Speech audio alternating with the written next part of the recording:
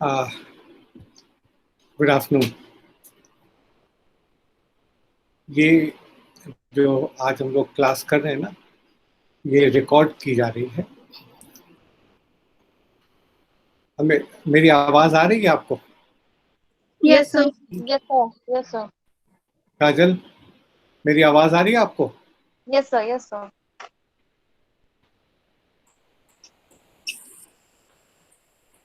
Kajal, Nancy, Manika, can you hear me? Yes sir. Yes sir.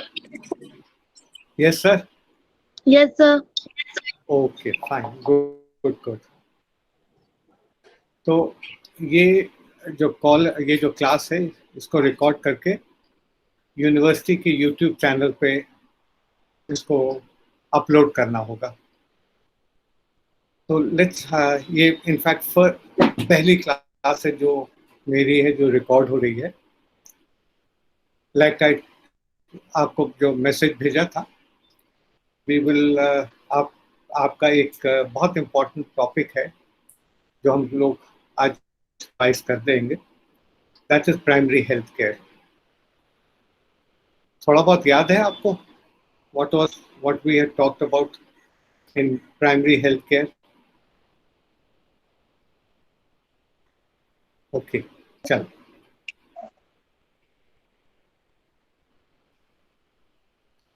पहले पहले आपको याद है जब हम बात कर रहे थे प्राइमरी हेल्थ केयर की yes basic sir. Basic basic importance क्या थी? कुछ एलिमेंट्स थे प्राइमरी हेल्थ केयर के। There were certain elements of primary health care which we yes had sir. talked about.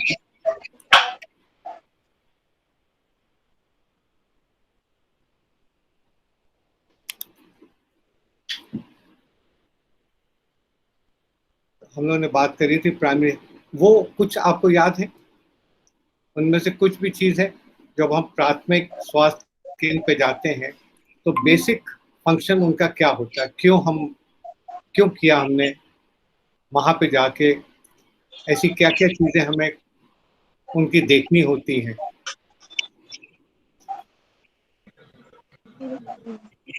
हाँ काजल, बताओ। तो कोई भी ऐसी एक चीजें जो याद आती हैं आपको? वहाँ प्राइमरी हेल्थ केयर में सर वहाँ पे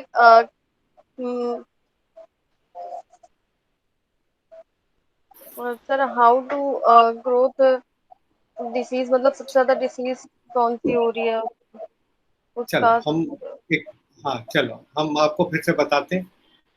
पहला था कि एजुकेशन ऑन हेल्थ प्रॉब्लम्स। उनके जो हेल्थ के प्रॉब्लम्स हैं उनके बारे में उनके साथ बैठ के जानकारी देना उनको। Education of health problems and how to prevent and control them. ये तो बेसिक चीज है ना, कि जो वहाँ की लोकल हेल्थ प्रॉब्लम्स हैं, जो उनकी लोकल हेल्थ प्रॉब्लम्स हैं, उनको उनके बारे में उनको जानकारी देना और उसको कैसे कंट्रोल करने के लिए उनसे बात करें। और ये भी बात करें कि उनको ये बीमारियां ना हो। बहुत बहुत बहुत कॉमन बीमारियां हो जाती हैं, जैसे लूज मोशंस हो गए। अगर लूज मोशन हो गए तो क्या करना चाहिए उनको, और कैसे उनको हम प्रिवेंट कर सकें कि ये ना हो बच्चों को। एक तो ये था इम्पोर्टेंट। एक इम्पोर्टेंट चीज थी सेफ वाटर एंड न्यूट्रिशन। जब हम पानी साफ होगा उनका, तो बहुत सारी बीमारियां जो पानी से और सैनिटेशन से होती हैं वो हम प्रिवेंट कर सकते हैं। बहुत सारी बीमारियां होती हैं जो ओरोफिकल रूट से जाती हैं, यानी हाथ अगर हमारे साफ नहीं है और गंदे हाथों से खाना बनाया या खाया तो बहुत सारी बीमारियां हो जाती हैं। ऐसी पानी से संबंधित बहुत सारी बीमारियां होती हैं, जैसे typhoid fever is one of them, loose motion या gastroenteritis is another.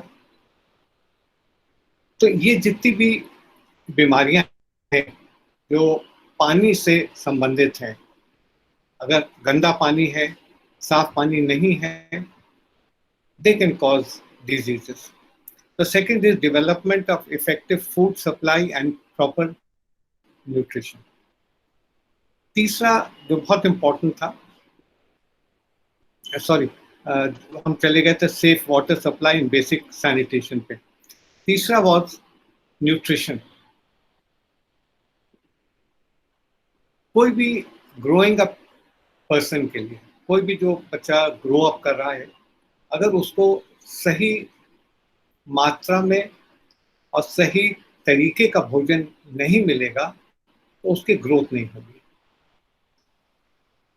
They could suffer from malnutrition diseases, जैसे प्रोटीन कैलोरी malnutrition है, क्वाशियोरकोर है, मरासमस है, तो ये सारी डिजीजेस से सफ़र कर सकते हैं। एट द सेम टाइम अगर मदर का न्यूट्रिशन ठीक से नहीं है तो she can give birth to low birth weight babies और प्री टर्म बेबीज जो अपने समय से पहले पैदा हो जाते हैं। फिर बहुत इंपॉर्टेंट आया maternal and child health care. Maternal and child health care including family planning. जब माँ का गर्भ आता है, जब कोई लेडी गर्भवती होती है, जब वो माँ बनने के रास्ते पर, उसका न्यूट्रिशन बहुत ज़रूरी अच्छा होता है, उसकी केयर बहुत अच्छी होती है। कोशिश ये की जाती है कि न्यूट्रिशन के साथ साथ उसको कोई बीमारी ना हो, तो उसके लिए टेटनस टॉक्सॉइड के 2 इंजेक्शन भी दिए जाते हैं ताकि उसको या उसके बच्चे को टेटनस से ग्रसित ना हो। और उसका न्यूट्रिशन खास करके आयरन की टैबलेट्स भी दी जाती हैं ताकि उसको आयरन की कमी ना, एनीमिया ना हो, और एनीमिया नहीं होगा उसका बच्चा भी जो होगा वो हेल्दी हो जाएगा। फिर जब माँ ने बच्चे को जन्म दे दिया तब उस बच्चे की परवरिश, ये ध्यान करना होता है कि उसका जो बच्चा हुआ है उसको सही तरीके से उसकी परवरिश हो सके, बोथ वेज, मेडिकल तौर पे भी और न्यूट्रिशन के तौर पे भी। कमज़ोर ना हो, कोई ऐसी अगर डेफिशिएंसी, हम लोगों ने बात करी थी ना बहुत सारे नेशनल प्रोग्राम्स की, उसमें एक था आयोडीन डेफिशिएंसी जिसकी वजह से थायराइड की वर्किंग अफेक्ट हो जाती है, उसकी जो ग्रोथ है, एक विटामिन ए की कमी हो तो आईज में सूखापन आ जाता है, केराटाइटिस आ जाती है। फिर 5वां जो मेजर एलिमेंट है is immunization against major infectious diseases. तो जो भी हम लोग देखते हैं कि जब आपको एक हमने शेड्यूल भेजा था इम्यूनाइजेशन का, किस किस एज पे कौन कौन से डिजीजेस के अगेंस्ट उनको वैक्सीनेट करते हैं ताकि वो उन डिजीजेस से बचे रहें, like polio, tuberculosis, and DPT एक ट्रिपल एंटीजन आता है उसका लगता है, जिसमें डिफ्थीरिया, पर्ट्यूसिस एंड टेटनस का होता है। फिर हेपेटाइटिस बी का, ये सारे वैक्सीनेशन का एक शेड्यूल होता है which is given at the primary health centre. ये बहुत इंपॉर्टेंट है। फिर लोकल एंडेमिक डिजीजेस कंट्रोल, वो बीमारियां जो उस एरिया में, उस प्राइमरी हेल्थ सेंटर के एरिया में है, और उनका कंट्रोल कैसे करना है। Then appropriate treatment of common diseases and injuries. तो कॉमन डिजीजेस हैं, बहुत कॉमन है, जैसे खांसी जुकाम है, नॉर्मल फीवर है, मामूली चेस्ट इन्फेक्शन हैं उनका उपचार और उनका कंट्रोल भी। फिर आखिरी है प्रोविजन ऑफ बेसिक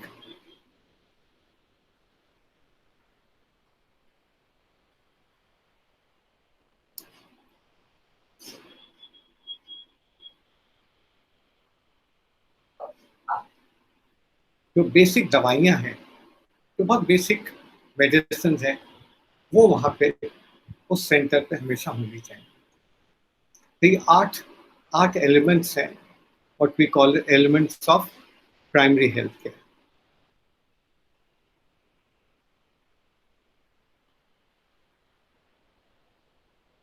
ये तो हो गया। अच्छा, कितने लेवल्स पे हेल्थ केयर होती है, कितने कितने कितने लेवल्स पे हम लोग हेल्थ केयर करते हैं? 3 थी, आपको बताया था कि 3 levels.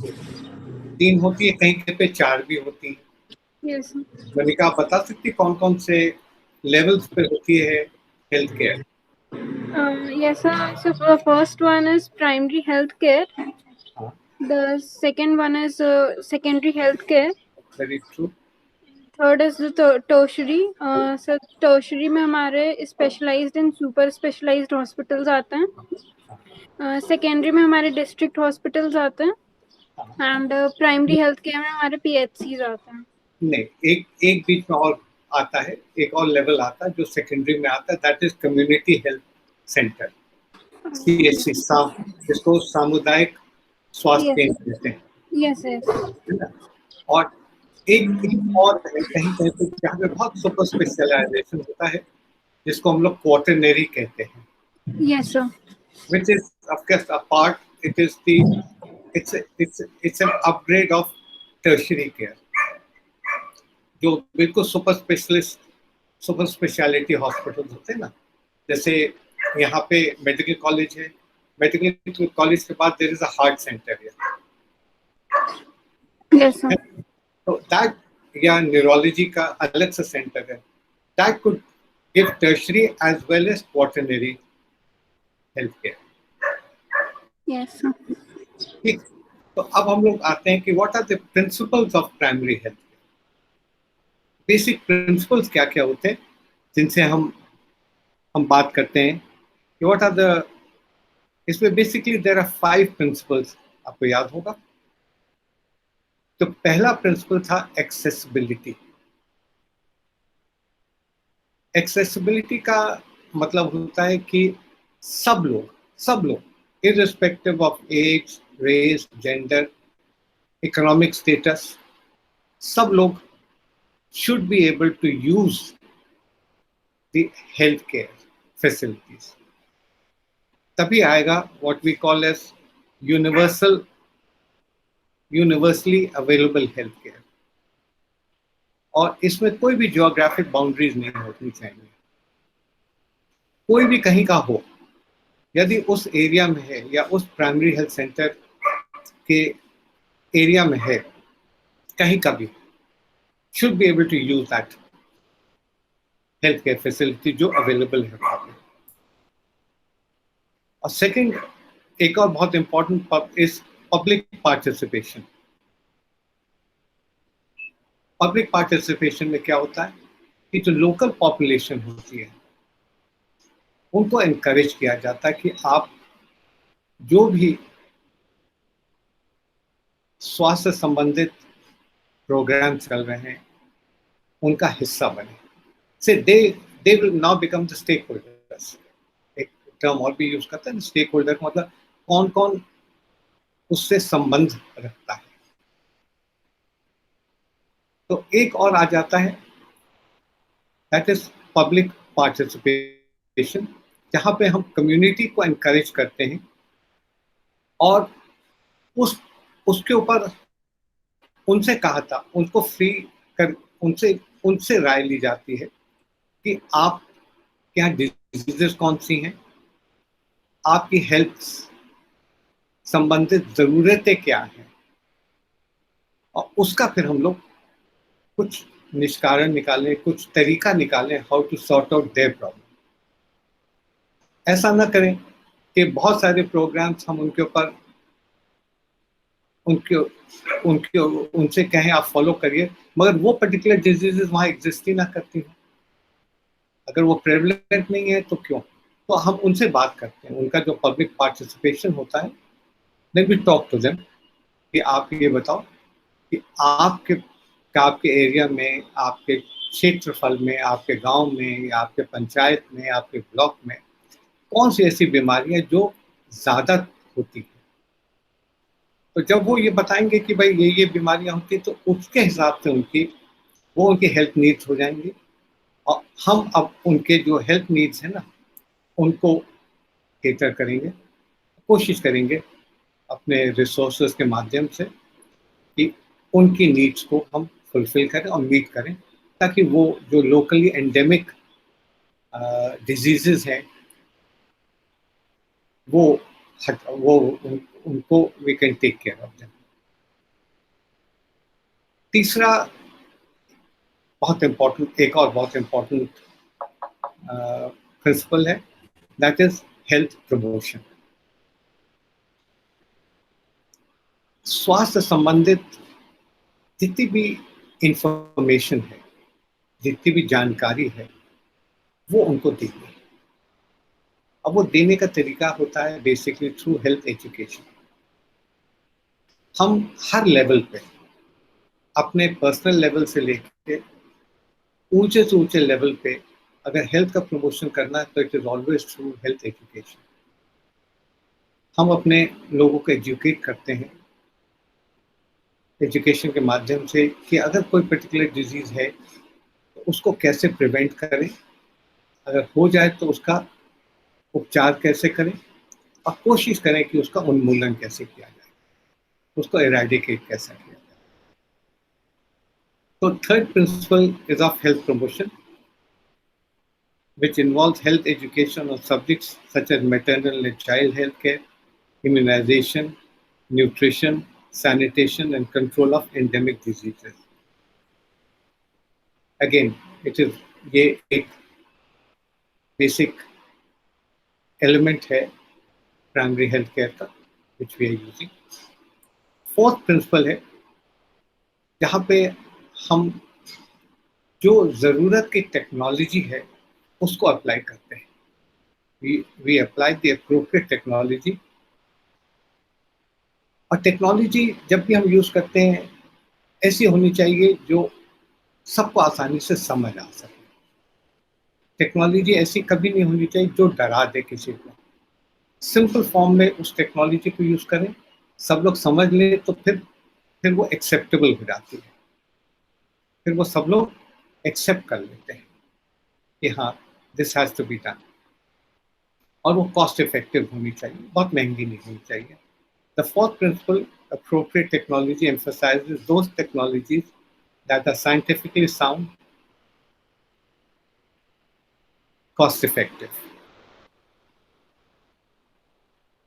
and feasible to be introduced to the community. पांचवा प्रिंसिपल है इंटर सेक्टोरियल कोलैबोरेशन। अलग अलग एजेंसीज हैं, अलग अलग सेक्टर में जो लोग काम कर रहे हैं ना, उन सबको साथ में मिला के लाना, उन सबका एक किस्म का मैट्रिक्स बनाना, ताकि जब हम ज़रूरत है तो we can use all of them, और इंटीग्रेटेड वर्क करें, सब लोग मिल के काम करें। थोड़ा सा अगर हम और डिटेल में जाते हैं ना, तो पहली बार हम लोगों ने बात करी थी एक्सेसिबिलिटी। ना, accessibility means equal distribution also. This is the first and most important की ऑफ प्राइमरी हेल्थ केयर। जो भी हेल्थ केयर फैसिलिटीज हैं वो सबको बराबर से उपलब्ध होनी चाहिए, regardless of everything. Every resident in that area should have equal access or equal distribution of whatever is available. तो accessibility और equal distribution, इसके बारे में हम आपको थोड़ा सा पढ़ के सुना दें, आप समझ जाएंगे. This is the first and most important key to primary health care.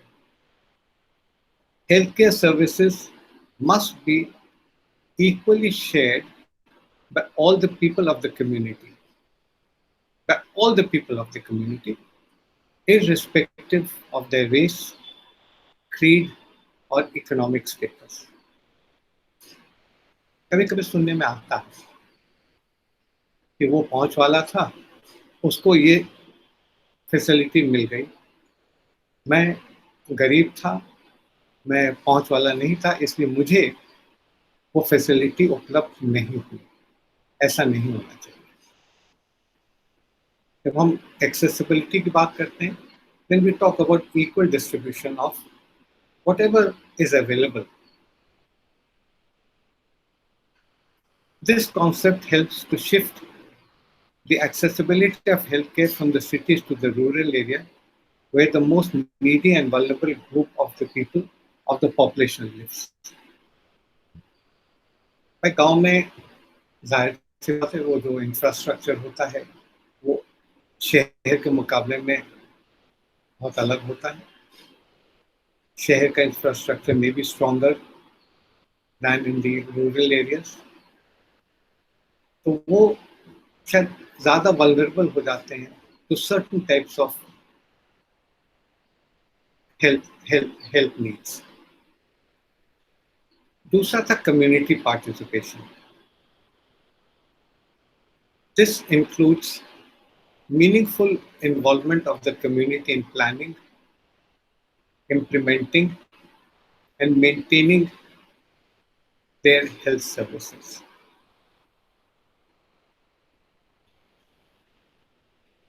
बहुत इम्पोर्टेंट एक चीज होती है जब आप मैनेजमेंट में हैं, तो एक इम्पोर्टेंट चीज है कि we can start a programme. आसान, हमने बना लिया कि ये प्रोग्राम हमें इम्प्लीमेंट करना है, हम इम्प्लीमेंट भी कर देते हैं, but at times we are not able to maintain the program. यहाँ पे प्रोग्राम जिस उद्देश्य से शुरू किया था, जिस लगन से शुरू किया था, वो कम होने लग जाता है. तो we have to find a way, और ये मेंटेन तभी होगा अच्छे तरीके से जब कम्युनिटी का पार्टिसिपेशन हो, जब कम्युनिटी के लोगों को हम रिस्पॉन्सिबल बनाना शुरू कर देंगे कि ये प्रोग्राम आपके लिए है. हम और आप प्लान इस तरीके से करें कि ये प्रोग्राम अच्छी तरीके से चलता रहे हमेशा.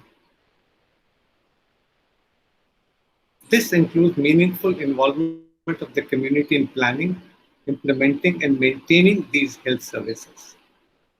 जब हम उनके सहयोग से कुछ भी प्रोग्राम शुरू करेंगे या उनको बताएंगे कि ये प्रोग्राम हम शुरू कर रहे हैं, आपके हेल्थ के नीड्स के ऊपर आधारित है और इसको चलाने के लिए आपका सहयोग चाहिए.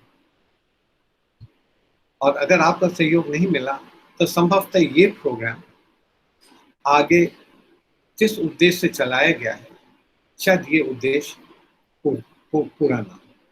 आप इसको चलाइए, हम लोग हेल्प कर रहे हैं और इसको तभी मेंटेन हो पाएगा. Through the involvement of the community, maximum utilization of local resources such as manpower, money and materials can be utilized to fulfill the goal of primary health care. जब हम उनको इन्वॉल्व करेंगे तो हम उनका लोकल रिसोर्सेज भी use कर सकते हैं. अब हमको मालूम है, हम हमेशा कहते हैं कि हॉस्पिटल के रिसोर्सेज 3M होते हैं, मैन, मनी एंड मटेरियल. तो जितना भी हो सकेगा हम उन रिसोर्सेज को, उन लोकल रिसोर्सेज को भी यूज कर सकते हैं. हमारे अपने रिसोर्सेज हैं, अब इसी को और ऐड करने के लिए या ऑगमेंट करने के लिए हम उनके रिसोर्सेज भी यूज कर सकते हैं. फिर आता है health promotion. Health promotion involves all the important issues of health education, nutrition, sanitation, maternal and child health, and prevention and control of endemic diseases. Again, we go back to the elements of primary health care.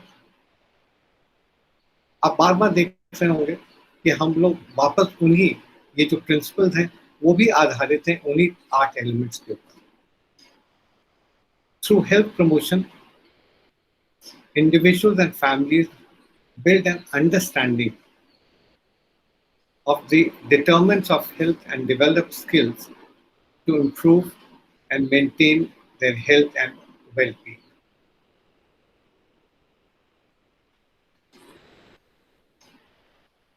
Then appropriate technology. Technology that is scientifically sound. उसका एक अच्छा आधार होना चाहिए. एक scientific आधार होना चाहिए जब हम टेक्नोलॉजी यूज करें कि ये फायदा ही देगी, नुकसान नहीं करेगी. That is scientifically sound, adaptable to local needs.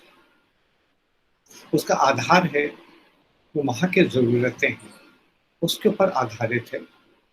And acceptable to those who apply it and for those who use it. और ये उन्हीं लोगों के लिए बनाई गई है जिनको ज़रूरत है और वही इसका इस्तेमाल भी कर सकें.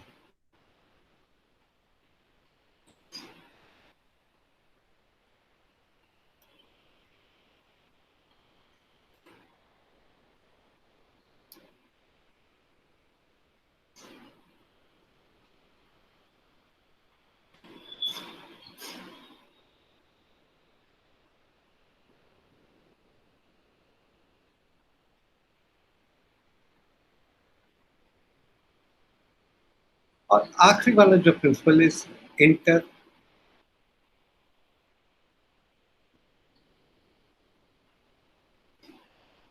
इंटरसेक्टोरियल कोलैबोरेशन.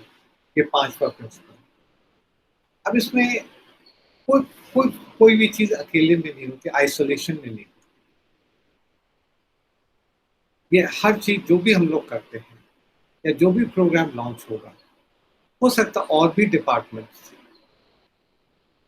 या और भी मंत्रालय इससे संबंध रखते हैं. और अगर संबंध रखते हैं तो उनका भी कोलैबोरेशन उनके साथ भी मिलके इस प्रोग्राम को हम जो भी प्रोग्राम है जो भी सेवाएं हम दे रहे हैं हम उनसे सहायता ले सकते हैं, उनके इनपुट्स ले सकते हैं कि इस प्रोग्राम को कैसे और अच्छा बना सकते हैं. चाहे वो एजुकेशन से संबंधित हो, चाहे वो न्यूट्रिशन से हो, चाहे वो सैनिटेशन से हो, चाहे वो कंट्रोल ऑफ एंडेमिक डिजीजेस हो. यदि और कोई भी डिपार्टमेंट है या और कोई भी सेक्टर है तो इसके ऊपर काम कर रहा है, उनके कोलैबोरेशन से, उनके असिस्टेंस से, उनके इनपुट से हम इसको और चला सकते हैं. तो जो एलिमेंट्स थे प्राइमरी हेल्थ केयर के वो हो गए और जो प्रिंसिपल्स थे हेल्थ केयर के वो ये हो गए हम लोग के आस. तो ये चीज़ हम लोग पहले भी पढ़ चुके हैं.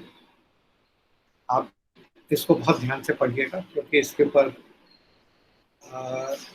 थियोरी में सवाल तो आते ही आता है.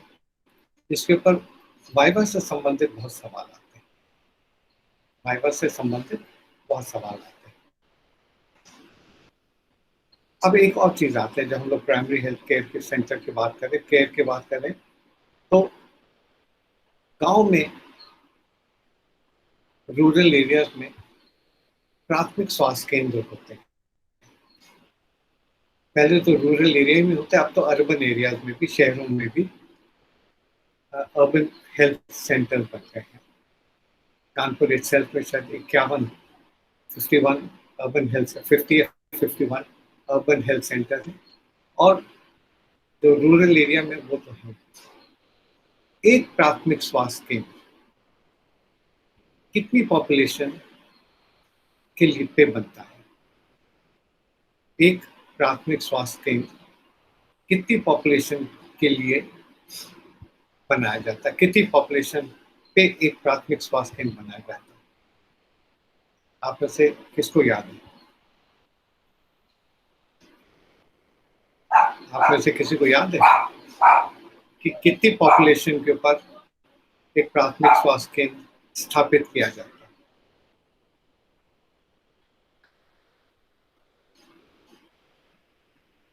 ये सवाल बहुत पूछे जाते हैं। ये जो हम आज आपसे चर्चा कर रहे हैं, ये सब बहुत इम्पोर्टेंट है आपके लिए। हाँ मनिका बताइए। सर 100।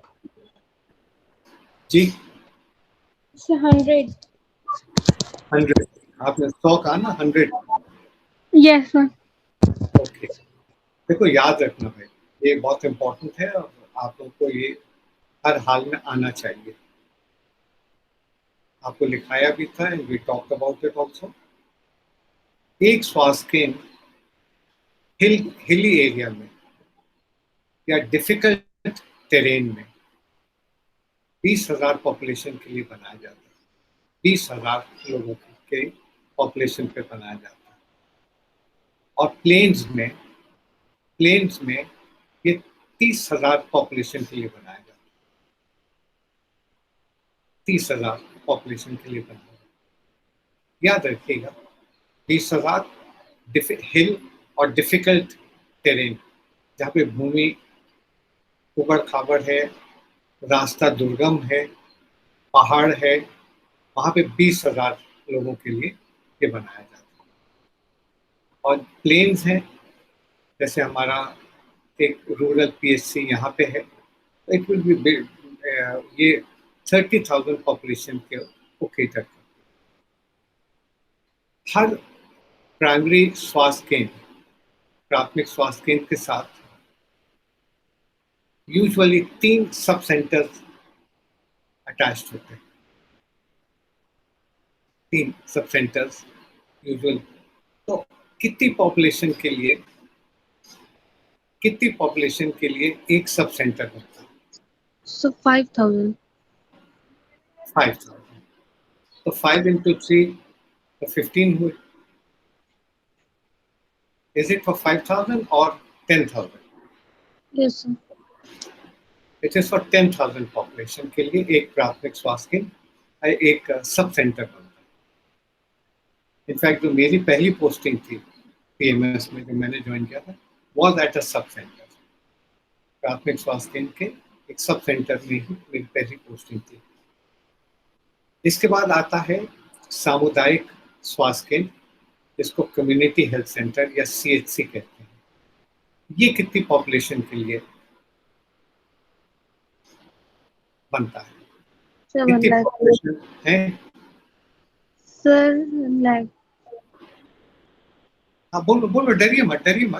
ठीक, अगर आप जवाब नहीं दोगे, सही और गलत तो बात की बात है, बट हम सब पढ़ रहे हैं, सब लोग सीख रहे हैं। आप दीजिए, जवाब दीजिए। गलत होगा तो विल करेक्ट। Sir, 1 lakh. हाँ बिल्कुल सही तो कह रही हो नैन्सी। ये 1 लाख पॉपुलेशन के ऊपर एक कम्युनिटी हेल्थ सेंटर बनता है। Okay, sir. It caters to 1 lakh population. तो ये जो फिगर्स हैं ना पॉपुलेशन वाले, ये हमेशा याद रखिएगा, कई बार पूछते हैं। फिर स्टाफिंग कैसे होती है,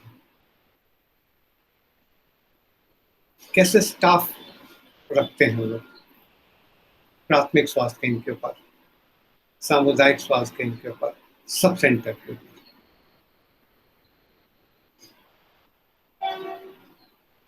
प्राथमिक स्वास्थ्य केंद्र पे जनरली यूजुअली 2 मेडिकल ऑफिसर होते हैं, जिनमें से एक लेडी मेडिकल ऑफिसर होती है और एक मेल मेडिकल ऑफिसर होते हैं। एक फार्मासिस्ट होते हैं, एक कंपाउंडर होते हैं। कहीं कहीं पे फार्मासिस्ट कम कंपाउंडर भी होते हैं, जैसे मेरे प्राथमिक स्वास्थ्य केंद्र पे वो दोनों थे, कंपाउंडर भी थे और फार्मासिस्ट भी थे। बट अब मैन पावर ज़्यादा अवेलेबल है, तो एक वो होते हैं, एक सोशल वर्कर होते हैं, एक एक्सटेंशन एजुकेटर होते हैं, एक लेडी हेल्थ विजिटर होती है, एक एएनएम कम नर्स होती है, एंड देन सपोर्ट स्टाफ जो सफाई और क्लीनिंग के लिए होती है। और staffing for a sub centre 10,000 लोगों के लिए है, तो एक मेडिकल ऑफिसर एंड एक और personal who can work as a compounder, can work as a pharmacist, and और भी जनरल ड्यूटीज कर सकते हैं। कम्युनिटी हेल्थ सेंटर में क्या स्टाफिंग होती है? सीएचसी पे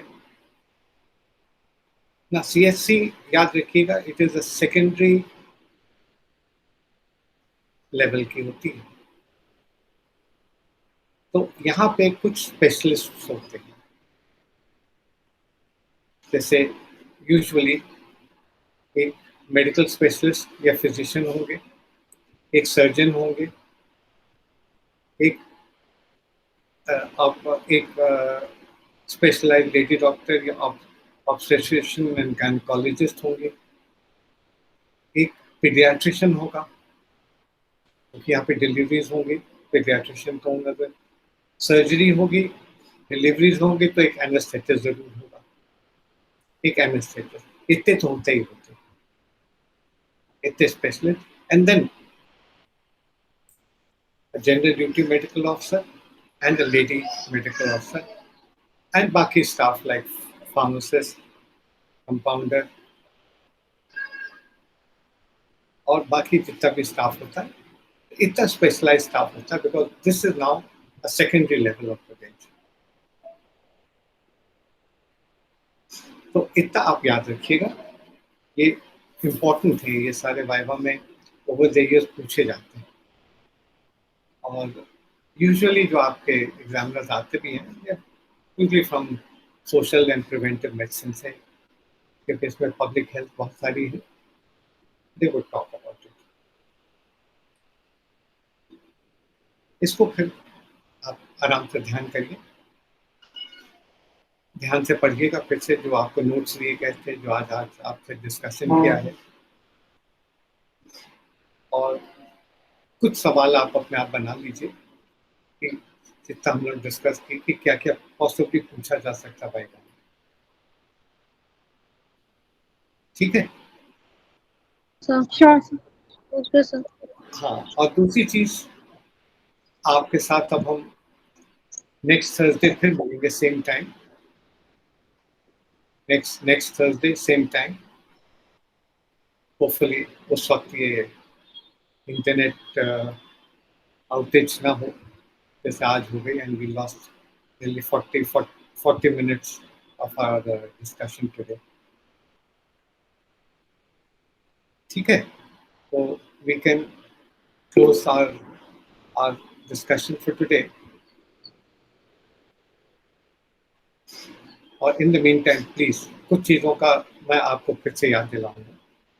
अपने आप को सेफ रखिए, अपनी फैमिली को सेफ रखिए, और उसके 3 ही तरीके हैं जो बहुत ज़रूरी है। डबल मास्क का प्रयोग करिए, सिंगल मास्क मत यूज करिए। अगर आप कहीं बाहर जाते हैं, if at all you have to go, please use a double mask. उनमें से एक मास्क N95 का जरूरी है। Second mask can be a surgical, triple layer surgical mask, मगर उसके ऊपर आप अपना N95 जरूर याद हमेशा यूज करिए, आप भी करिए और आपके फैमिली मेंबर्स भी यूज करिए। जहाँ तक हो सके सोशल डिस्टेंसिंग वो भी करिए, फॉलो करिए। और जब भी आप कोई ऐसी चीज छुए जो बाहर से आई हो, हाथ जरूर धो लीजिए, 20 seconds का हैंड वॉश बहुत टाइम से we are all being advised, use that. और as frequently as possible अपने हाथ को धोइए और सैनिटाइज, ठीक है? Yes, sir. We'll Yes. okay Yes, sir. then. चलो, we can Thank you, conclude sir. today's class. We'll meet Thank you, again. sir. और Thank you, sir. वहाँ पे भी आपसे हम व्हाट्सएप पे बात कर लेंगे कि क्या चीज़ हम लोग को पढ़नी है, we'll talk about it. Okay? चलो, take care. Okay, sir. Sir, take care. Sir. Okay, sir. Same to you. आप भी ध्यान रखिए बेटा. Yes.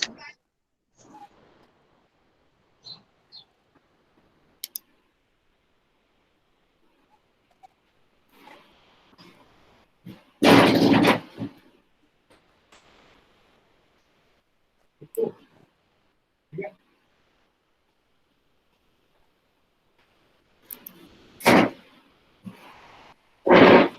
Something. क्या? क्लास बंद कर लिया?